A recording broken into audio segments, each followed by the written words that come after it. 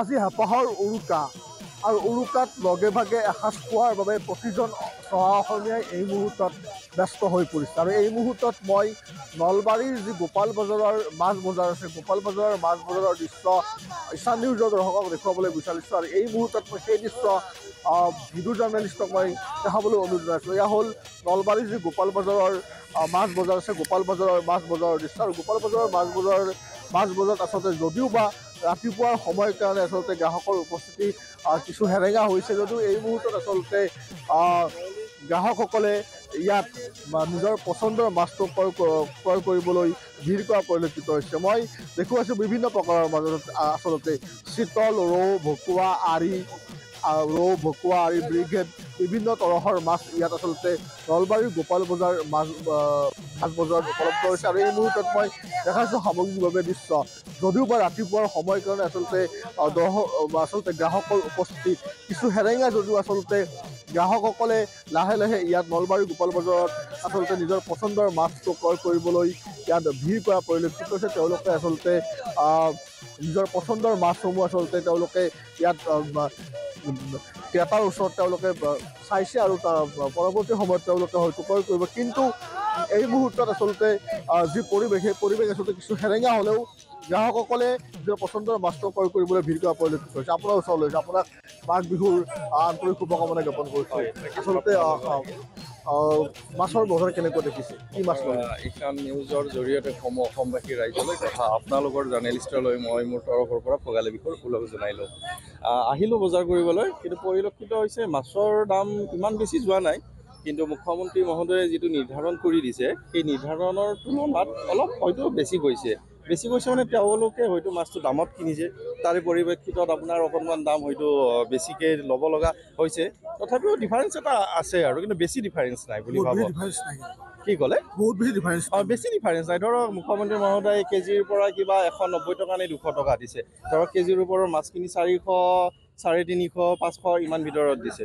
আৰু আজিতো ধৰক কেজিৰ ভিতৰত মাছ খুব কমেই পোৱা যায়, তাৰ ওপৰতে হয়। আপুনি কি মাছ কিনিলে? মইতো কিনা নাই, মই আৰি ল'ম বুলি ভাবিছোঁ। আৰিৰ দাম কিমান? আৰি এতিয়ালৈ 900 টকা হৈছে, 3 কেজিৰ ওপৰৰ আৰি। ধৰক 3 পৰা 5 কেজি আৰি 900 টকা হৈছে। আজি মানে উৰুকা মাছ কিনিলে, হয়। মানে এতিয়া ধৰক আমাৰ ভোগালী বিহু বুলি ক'লে পৰম্পৰাগতভাৱে চুঙা পিঠা, তাৰপিছত ঘৰত মেজি জ্বলাই আহিছোঁ, মা আৰু মোৰ মিছেছতে পিঠা পনা বনাইছে।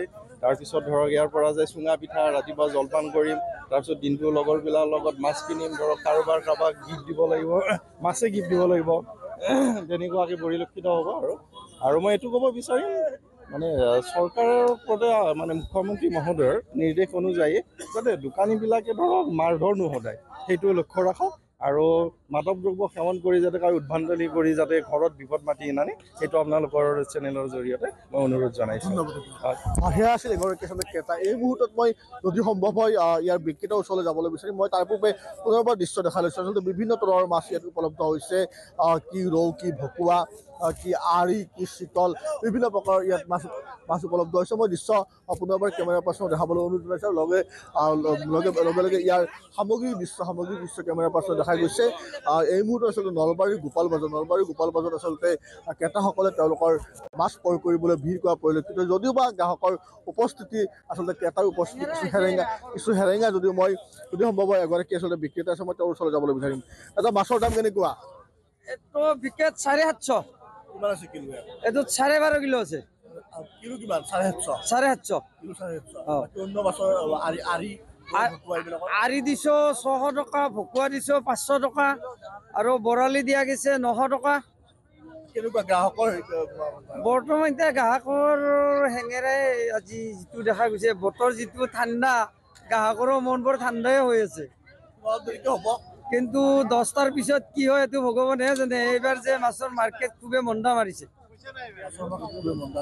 মন্দা কাৰণ ঠিকাদাৰবিলাকৰ পেমেণ্টো নোহোৱা হৈছে, ACL নেকি, সেইকাৰণে সাধাৰণ মানুহৰো পেমেণ্ট নোহোৱাই হৈ গৈছে।